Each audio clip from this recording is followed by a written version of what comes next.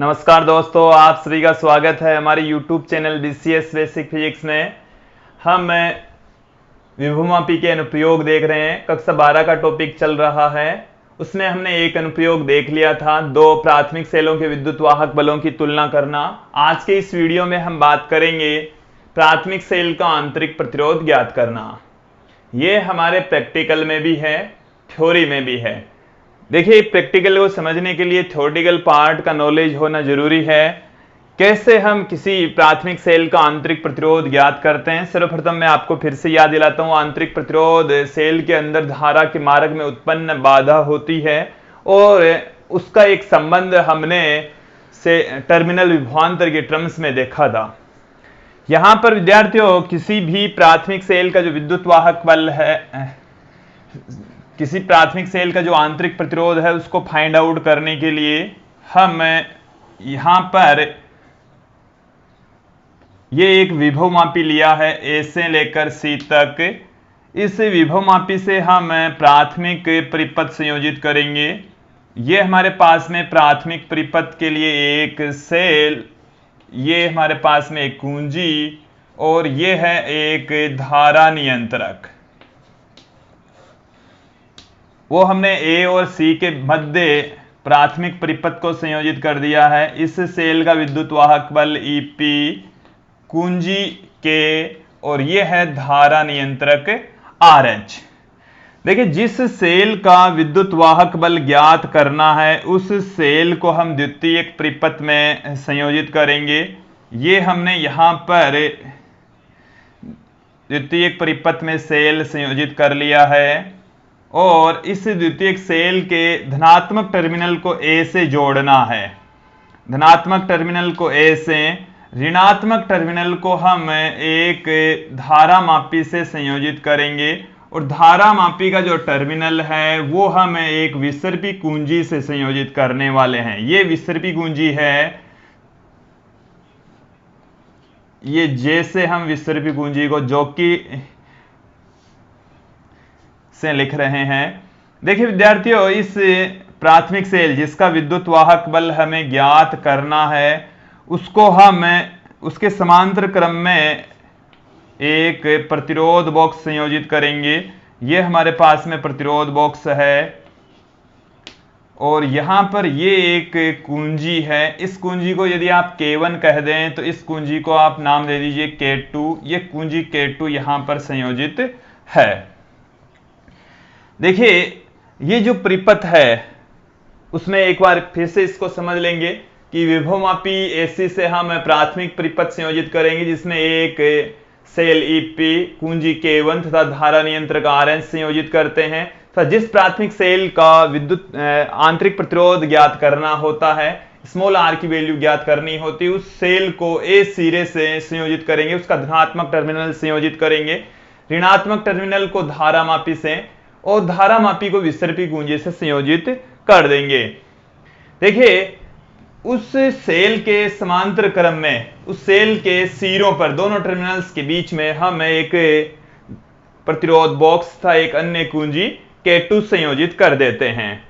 यह तो हमारे पास में परिपथ का निर्माण हुआ। इसकी जो कार्य विधि है वो क्या है, ये कैसे काम करता है, कैसे काम करेगा, इसके बारे में आप देखिए विद्यार्थियों। सर्वप्रथम हम यहां से इस कुंजी को नहीं लगाएंगे, कुंजी K2 को हटाकर पहले सर्वप्रथम कुंजी K1 को लगाएंगे, कुंजी K2 को नहीं लगाया जाएगा और फिर हम संतुलित लंबाई ज्ञात करेंगे। तो हमारे पास में इस सेल का विद्युत वाहक बल प्राप्त हो जाएगा। जिस सेल का आंतरिक प्रतिरोध हम ज्ञात करें, उस सेल का विद्युत वाहक बल विभवमापी के सिद्धांत से प्राप्त हो जाएगा। तो देखिए, हम क्या करेंगे, सर्वप्रथम हम करने वाले हैं कुंजी K1 को लगाकर, कुंजी K1 को लगाकर, और देखिए जब कुंजी K1 को हम लगा रहे हैं, K2 को नहीं लगाएंगे, K2 को नहीं लगाएंगे, K2 नहीं लगाएंगे। फिलहाल इस स्थिति में कुंजी K1 को लगाकर विभवमापी तार पर विसर्पी कुंजी से हम संतुलन की स्थिति प्राप्त करेंगे।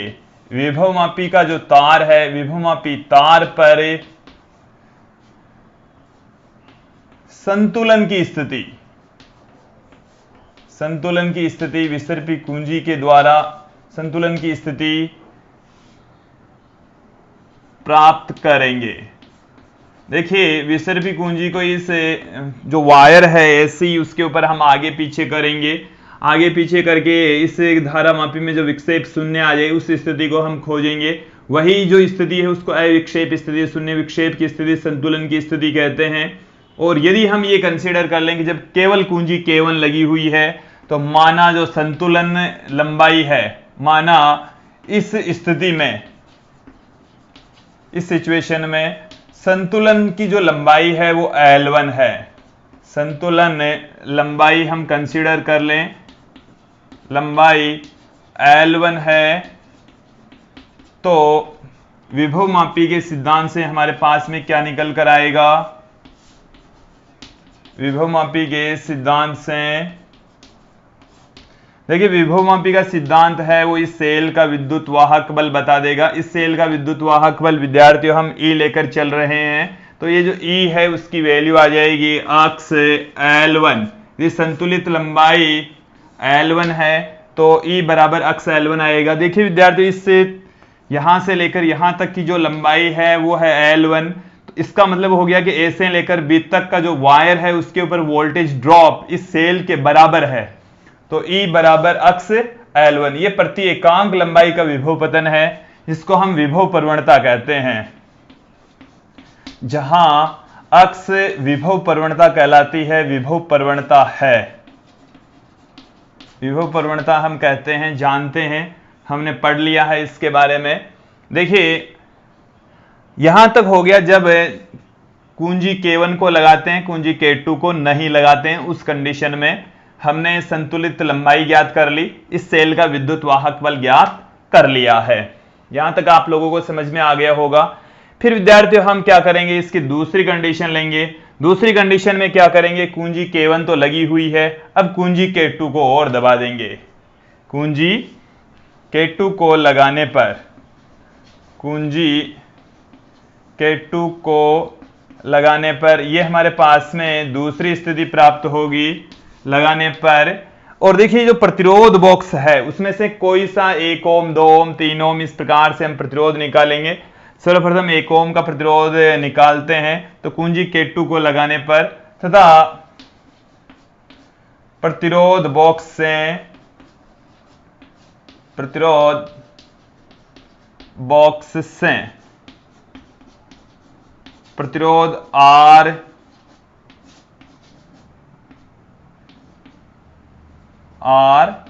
लेने पर, हमने प्रतिरोध बॉक्स में जो प्रतिरोध है वो R ओम का ले लिया है। वो R की वैल्यू 1 ओम 2 ओम 3 ओम 4 ओम 5 ओम हो सकती है।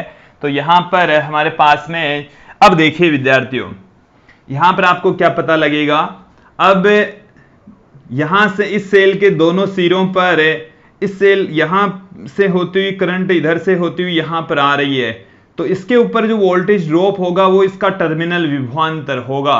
और यदि हम इस स्थिति में इसके सिरों पर इधर वाला विभवांतर सेम होना है, तो इस स्थिति में जब हम संतुलित लंबाई ज्ञात करेंगे और उस स्थिति में जो इसका विभवांतर होगा वो टर्मिनल विभवांतर के बराबर होगा। इसका मतलब ये हुआ है कि विद्यार्थियों इस स्थिति में जो संतुलित लंबाई है वो यदि हम L2 ले लें तो जो इसके सिरों का विभवांतर होगा वो टर्मिनल विभवांतर के तुल्य होगा। एक बार इसको फिर से समझेंगे। देखिए दूसरी वाली कंडीशन के अंदर जो संतुलित लंबाई है वो हम ले रहे हैं L2। R लेने पर माना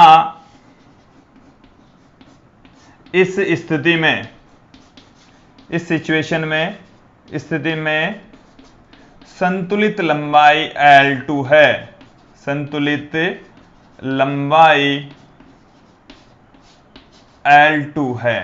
अब देखेंगे विद्यार्थी, एक बार फिर से इसको समझने का प्रयास करेंगे कि जब हमने K2 नहीं लगाया तब तो इसका जो विद्युत वाहक बल है उतना ही लंबाई पर संतुलित लंबाई प्राप्त होती है।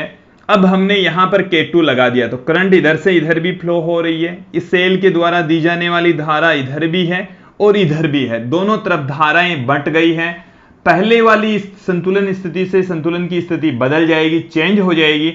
अब विद्यार्थियों क्या होगा, एक तो यहां से करंट होती हुई यहां तक वापस यहां तक आ रही है, तो इस टर्मिनल, इस दोनों सिरों का जो विद्युत वाहक बल है वो टर्मिनल विभवांतर के बराबर होगा, और यहां पर जो संतुलित लंबाई प्राप्त होगी वो टर्मिनल विभवांतर के बराबर ही होगी। यदि यहां से करंट I फ्लो हो रही है, इसका प्रतिरोध यदि R है, तो इसके सिरों का जो विभवांतर है वो I इंटू R टर्मिनल विभवांतर के तुल्य होगा, जो कि हम इस स्थिति के अंदर सेल के सिरों का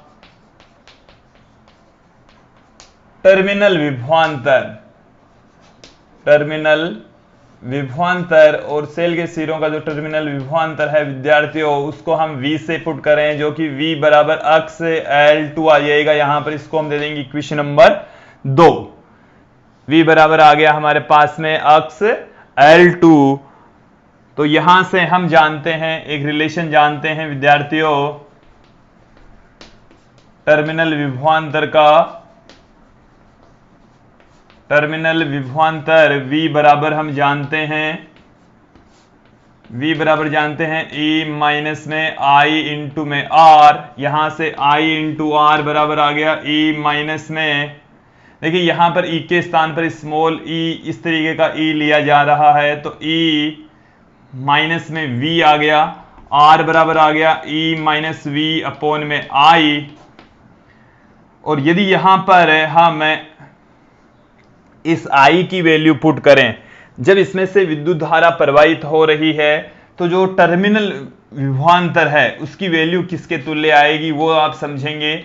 टर्मिनल विभवांतर विद्यार्थियों, इसमें से यदि I धारा बह रही है इस सर्किट में से यहां से, तो इसका जो विभवांतर V बराबर आएगा I इंटू में R आएगा, और I बराबर आ जाएगा V बट्टे में R।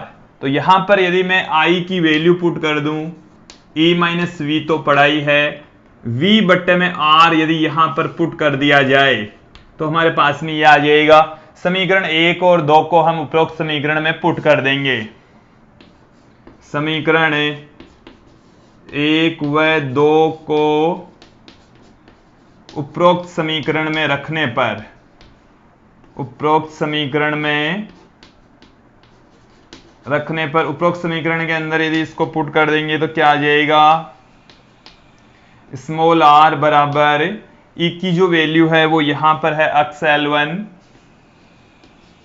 माइनस में अक्स L2 अपॉन अक्स L2 इंटू में हमारे पास में ये R चल रहा है, यहां से स्मॉल r की वैल्यू निकल कर आएगी L1 minus L2 upon L2 into में कैपिटल R। विद्यार्थी ये हमारे पास में आ गया जो सेल है उसके आंतरिक प्रतिरोध का फॉर्मूला, जो कि L1 L2 तथा R की टर्म्स में है। विद्यार्थियों इसमें एक थोड़ी सी चीज और समझनी है कि यहां पर जैसे ही कुंजी K2 को संयोजित करेंगे तो इसके सिरों का विभवांतर इसमें से बहने वाली धारा इंटू प्रतिरोध के बराबर होगा, तथा जो इसके सिरों का विभवांतर होता है उसको हम टर्मिनल विभवांतर भी कहेंगे। इसके सिरों का विभवांतर, इधर वाला विभवांतर और इसके ऊपर ड्रॉप विभवांतर सेम होगा। इधर वाला जो ड्रॉप विभवांतर है उसको हमने अक्स इंटू L2 से लिखा है, जो कि टर्मिनल विभवांतर है। इसको समझ लीजिए, दिमाग में फिट बिठा लीजिए। इधर वाला विभवांतर भी टर्मिनल विभवांतर, इधर वाला विभवांतर भी टर्मिनल विभवांतर के बराबर ही होगा। इसका मतलब हुआ कि V की वैल्यू अक्स L2 के बराबर भी है और V की वैल्यू I इंटू R के बराबर भी है। तो यहां पर विद्यार्थियों हमने इस सिचुएशन के अंदर V की वैल्यू अक्स L2 पुट की, फिर इस फॉर्मूले के अंदर I की वैल्यू V बट्टे में R पुट कर दी, तो हमारे पास में आंतरिक प्रतिरोध की वैल्यू आ गई। जब हम प्रैक्टिकल कर रहे होंगे तो विद्यार्थी यहां पर आंतरिक प्रतिरोध की एक वैल्यू निकलेगी L1 L2 से, फिर हमें R की वैल्यू यहां से प्रतिरोध बॉक्स में से प्रतिरोध की वैल्यू चेंज करेंगे तो हमारे पास में L2 की वैल्यू बदलेगी। देखो L1 तो पहले एक बार ही आएगी, रीडिंग्स फिक्स हो जाएगा। जब हम प्रतिरोध बॉक्स में से प्रतिरोध अलग अलग मान का लेंगे तो हमारे पास में आंतरिक प्रतिरोध की वैल्यू भी अलग अलग आएगी, भिन्न भिन्न आएगी, और हमारे पास में एक रेंज होगी कि आंतरिक प्रतिरोध की वैल्यू यहां से लेकर यहां तक बदलती है। आप लोगों को ये वीडियो अच्छे से समझ में आया होगा। इसके